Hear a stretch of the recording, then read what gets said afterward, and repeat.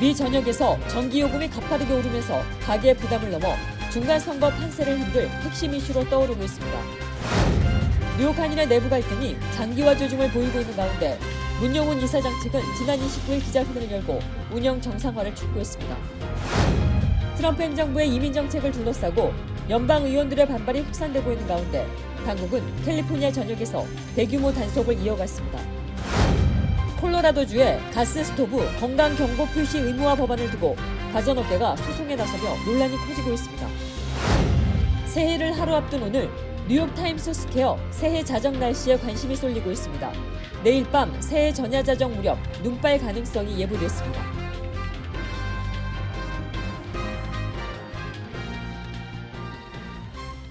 헬문스버그의 최우선의 목표는 최고의 고객 서비스를 제공하는 것입니다. 전문 세일즈팀과 함께하는 고급 쇼룸에서 여러분이 좋아하는 메르세디스-벤츠 모델을 만나보실 수 있습니다. 헬문스버그와 함께라면 완벽한 차량을 찾는 데 필요한 모든 것이 준비되어 있습니다.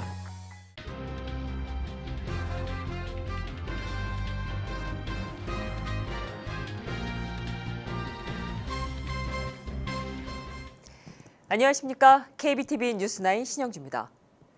미 전역에서 전기요금이 빠르게 오르면서 가계에 부담으로 작용하고 있는 것을 넘어 중간선거 판세까지 영향을 미칠 주요 현안으로 떠올랐습니다. 내년에도 전기요금 추가 인상이 예고되면서 유권자들의 불만은 이제 정치권으로 향하고 있습니다. 전기요금 관련 입장과 정책이 유권자들의 표심을 가를 주요 변수가 되고 있다는 분석입니다. 미 에너지부는 내년 평균 주택용 전기요금이 약 4% 더 오를 것으로 전망했습니다. 올해 들어서만 이미 약 5% 가까이 인상된 데 이어 내년에도 가파른 상승세가 이어질 것이라는 전망에 가계의 부담이 우려되고 있습니다. 미 전역에서 전기요금은 휘발유 다음으로 가장 높은 에너지 지출 항목으로 특히 가정 난방에 전기를 이용하는 가정이 많아 전기요금 인상이 미치는 영향이 더욱 크다는 평가입니다. 전기요금이 오름세를 이어가면서 1년 중 최대 명절로 꼽히는 크리스마스 시즌에도 전기료 부담으로 집 외관을 크리스마스 분위기로 장식하는 것을 포기하는 가정이 늘고 있습니다. 잇따른 전기요금 인상에 대한 불만은 정치권에도 영향을 주고 있습니다. 최근 치러진 뉴저지 주지사 선거에서는 전기요금 동결을 공약으로 내세운 민주당 마이클 쉐릴 후보가 당선됐습니다. 실제로 뉴저지주의 주택용 전기요금은 1년 사이 20% 이상 급등한 것으로 집계됐습니다. 조지아주에서도 전력요금을 관리 감독하는 공공서비스위원회 선거에서 현직 위원들이 줄줄이 낙선했는데 현지 언론은 전기요금 인상에 대한 유권자들의 분노가 정치권에서 그대로 표출된 것이라고 분석했습니다. 전문가들은 전기요금 상승 원인에 대해 복합적인 요인이 있다고 설명합니다.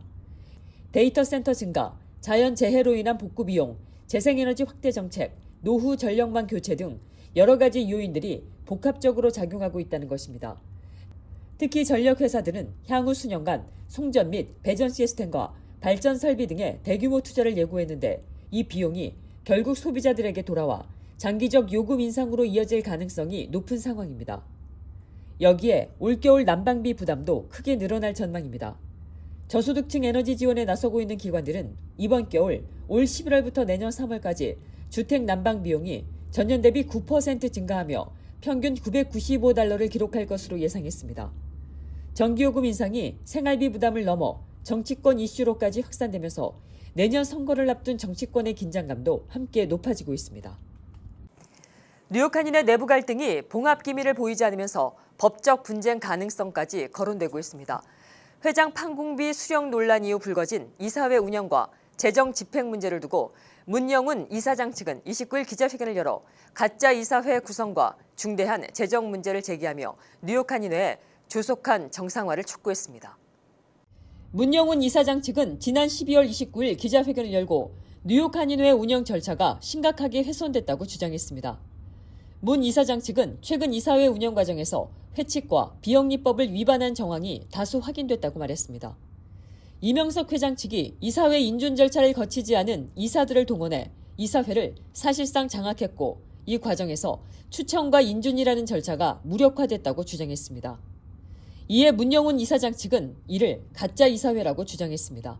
저희가 이제 확인한 바에 따르면 정식 이사, 그러니까 작년부터 올해까지 이어져서 연속적으로 이제 오고 있는 적격 이사님들은 4, 5명에 불과했습니다. 기본적으로는 이사 신청서를 작성한 사람들이 이사추천위원회를 거쳐서 나중에 이 정기이사회 때 그 이사님들이 이제 인준받도록 하는 거가 정상적인 과정입니다.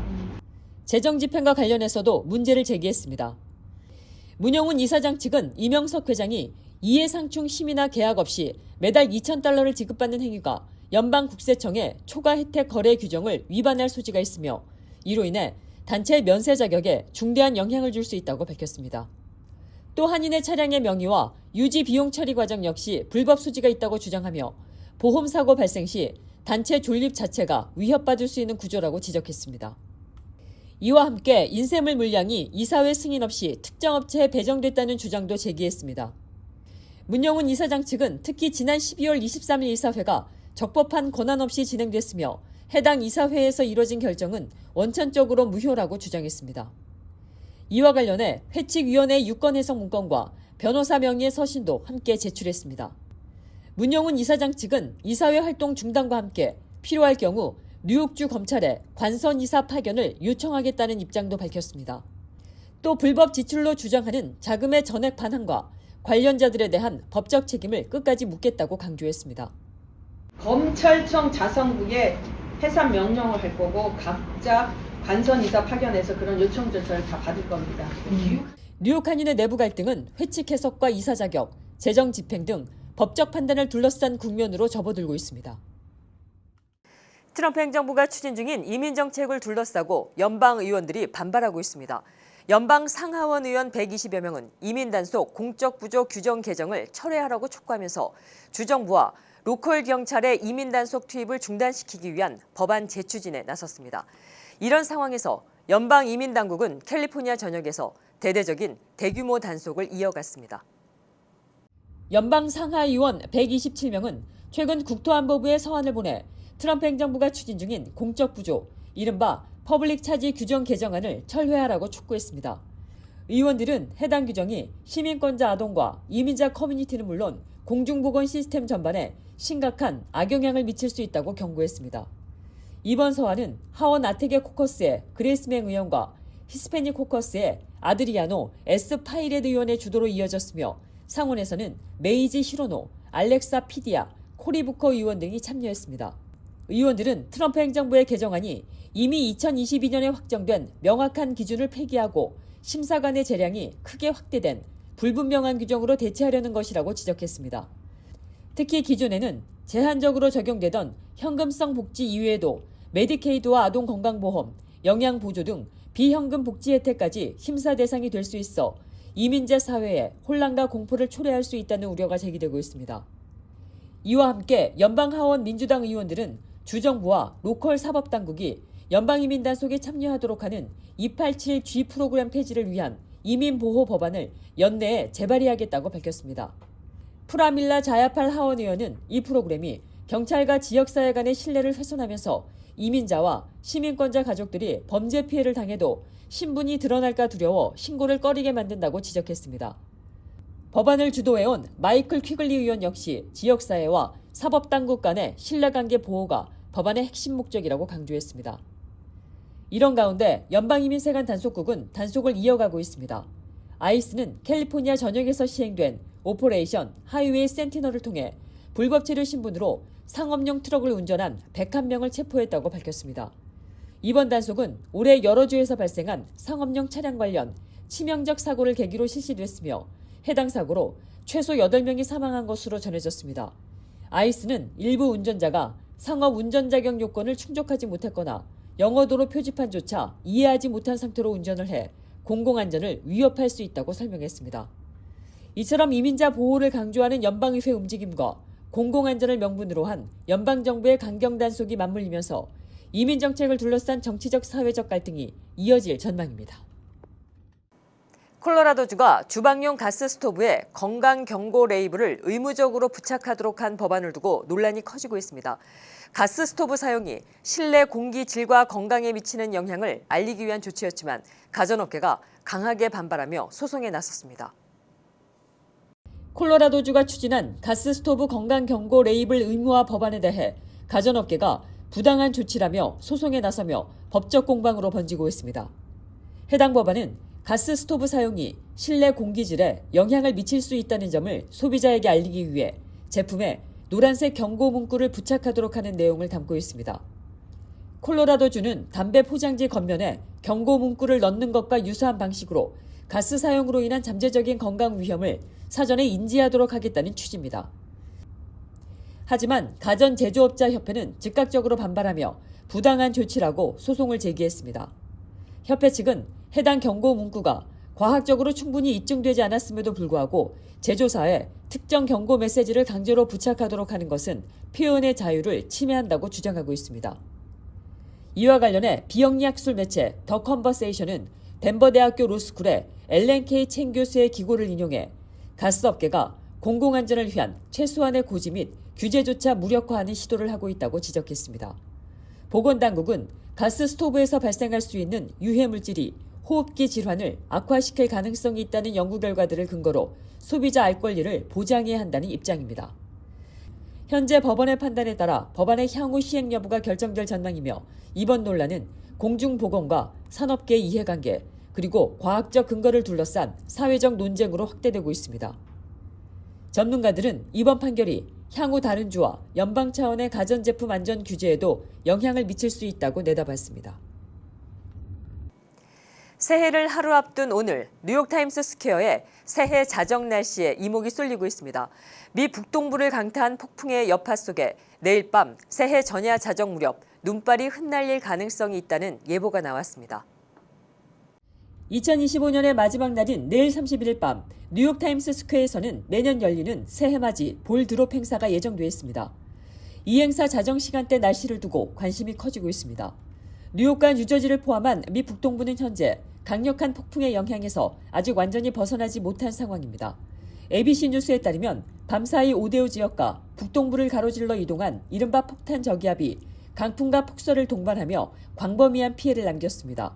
미시간과 오하이오 일대에는 시속 60마일이 넘는 강풍이 불었고 적지 않은 양의 눈이 쌓이면서 곳곳에서 시야 확보가 어려운 상황이 이어졌습니다. 뉴욕주 버펄로 인근에서는 최대 시속 67마일의 돌풍이 불었고 강풍에 나무와 전신주가 쓰러지는 피해도 발생했습니다. 이리호에서 발생한 호수 효과누는 도로 상황을 더욱 악화시키며 교통차질을 키웠습니다. 이 같은 폭풍의 여파는 내일 새해 전야까지 일부 이어질 전망입니다. 기상당국은 뉴저지와 뉴욕, 펜실베니아 동부를 포함한 북동부 전역에 강풍주의보가 내려졌다고 밝혔습니다. 이런 가운데 수십만 명이 모일 것으로 예상되는 뉴욕타임스 스퀘어 새해 전야 자정 날씨에 관심이 더욱더 집중되고 있습니다. ABC 뉴스는 내일 밤 자정 기준 기온이 영하권 근처까지 떨어질 것으로 내다봤습니다. 다만 뉴욕은 과거에도 이보다 훨씬 추운 새해 전야를 여러 차례 겪은 만큼 극단적인 한파는 아니라는 분석입니다. 하지만 차가운 공기가 남아있는 상황에서 약한 강수가 겹칠 경우 자정 무렵 눈발이 잠시 흩날릴 가능성은 배제할 수 없다고 전했습니다. 기상당국은 본격적인 호수효과누는 뉴욕 서쪽 지역에 머물 가능성이 크다고 보고 있습니다. 다만 내일 밤 새해 전야부터 목요일 아침 사이 다시 강수 가능성은 남아있습니다. 기온이 영하를 유지할 경우 타임스퀘어 상공에서 콘페티와 함께 눈발이 날리는 장면이 연출이 될 가능성도 있습니다. 전문가들은 새해맞이 행사에 참석하는 시민과 방문객들에게 충분한 방한 대비와 함께 강풍에 대비한 안전수칙을 미리 확인해 줄 것을 당부하고 있습니다. 조란맘단이 뉴욕시장 당선인이 폐쇄된 지하철역에서 제111회 뉴욕시장으로 취임 선서를 합니다.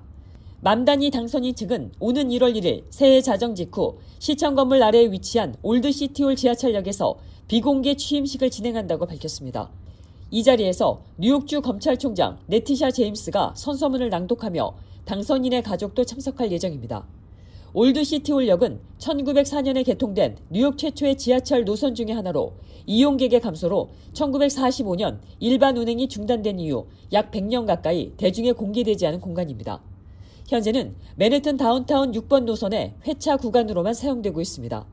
맘단이 당선인은 성명을 통해 이 역은 노동자들의 삶을 변화시키기 위해 대담한 목표를 세웠던 뉴욕의 야망을 상징한다며 그 정신을 시정 운영에 담겠다고 밝혔습니다. 공식 공개 취임식은 약 12시간 뒤인 오후 1시 시청 앞 계단에서 열립니다. 이 행사에서는 버니 샌더스 연방 상원의원이 선서를 진행할 예정입니다. 시청 앞 행사에는 약 4,000명의 티켓 소지자가 참석하며 인근 브로드웨이에서는 야외 생중계 관람 행사도 함께 열립니다. 뉴욕주 롱아일랜드에서 발생한 교통사고 처리 도중 차량 안에서 총기와 마약이 발견돼 이를 소지하고 있던 한인 남성이 경찰에 체포됐습니다. 나소 카운티 경찰은 45살 한인 남성 임병군 씨를 총기와 마약 불법 소지 혐의로 체포했다고 밝혔습니다. 경찰에 따르면 임 씨는 지난 21일 오전 0시 30분쯤 사요세 지역 롱아일랜드 익스프레스웨이 사우스 서비스 로드 43번 출구 인근에서 차량 사고를 당했습니다. 출동한 경찰이 사고 차량 내부를 확인하던 과정에서 권총과 마약으로 추정되는 물질이 발견됐고 임 씨는 현장에서 체포됐습니다. 경찰은 임 씨에게 무기 불법 소지와 마약 불법 소지 등 모두 7건의 혐의를 적용했으며 총기와 마약의 출처 등을 포함해 사건 경위를 조사하고 있습니다. AI 열풍 속에 억만장자가 되는 속도가 크게 빨라지고 있습니다. 뉴욕타임스는 오픈 AI의 챗 GPT가 출시된 2022년 이후 불과 3년 만에 AI 분야에서 신흥 억만장자들이 잇따라 등장하고 있다고 전했습니다. 이 같은 속도는 일론 머스크의 사례와 대비됩니다. 머스크는 1999년 엑스닷컴 창업 이후 페이팔 매각과 스페이스X 설립, 테슬라 상장을 거쳐 2012년에야 억만장자 명단에 올랐습니다. 반면 오픈 AI 출신 37살 미라 무라티는 올해 2월 스타트업 싱킹머신 슬랩을 세운 지 4개월 만에 기업 가치 100억 달러를 인정받았습니다.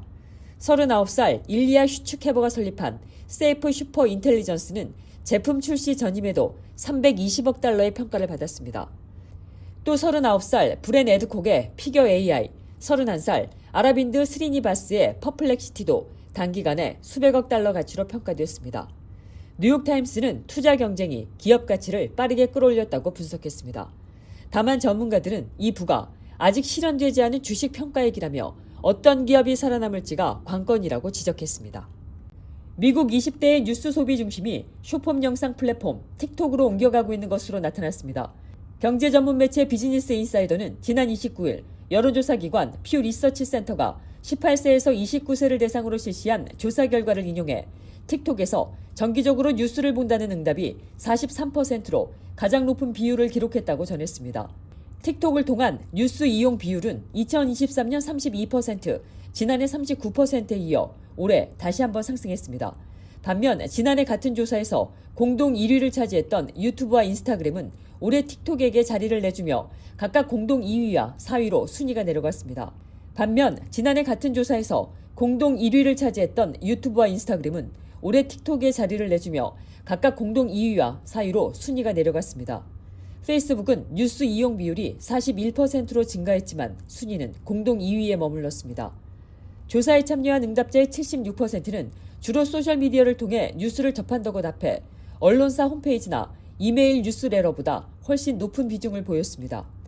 또 응답자의 절반은 소셜미디어를 뉴스 출처로 신뢰한다고 밝혀 전통 언론에 대한 신뢰도와 거의 비슷한 수준으로 나타났습니다. 잠시 후 커뮤니티 브리핑을 전해드립니다.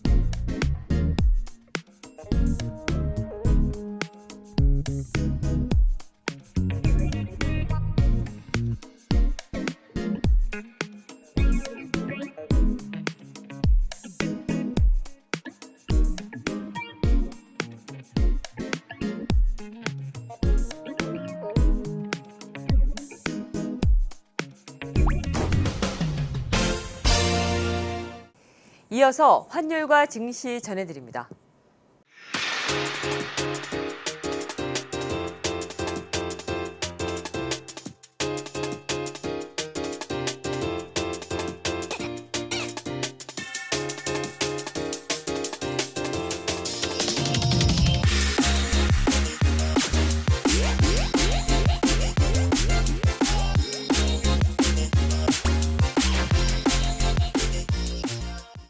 잠시 후 뉴욕과 뉴저지 날씨 전해드립니다.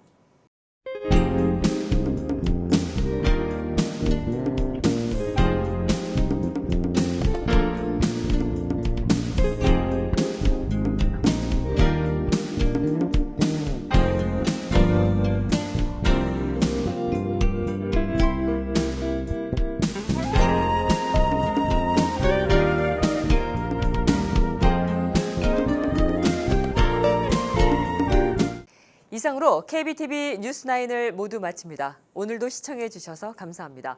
편안한 밤 보내시기 바랍니다.